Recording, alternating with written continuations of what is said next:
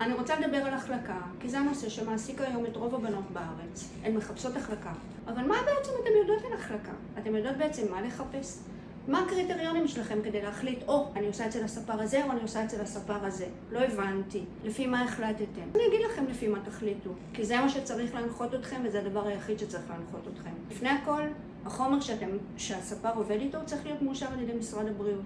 אז יהיו כאלה שיגידו לי, אין היום חומרים שמאושרים על ידי משרד הבריאות, כל החומרים לא מאושרים. נכון, יש מיליון חומרים בשוק, 999,000 מהם לא מאושרים.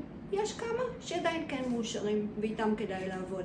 אני, כספרית, חשוב לי גם לשמור על עצמי לפני שאני בכלל שומרת עליכן. אני גם בן אדם פחדן. אני צריכה לדעת שהמוצר שאני עובדת איתו לא יעשה לי בעיות. אני לא מחפשת בעיות. ומוצרים כאלה יכולים לעשות בעיות, כי באות אליי בנות עם קרחות, עם שיער שנופל, עם שיער ששרוף, בנות עם טראומה, בנות שבוכות כי אין להם שיער.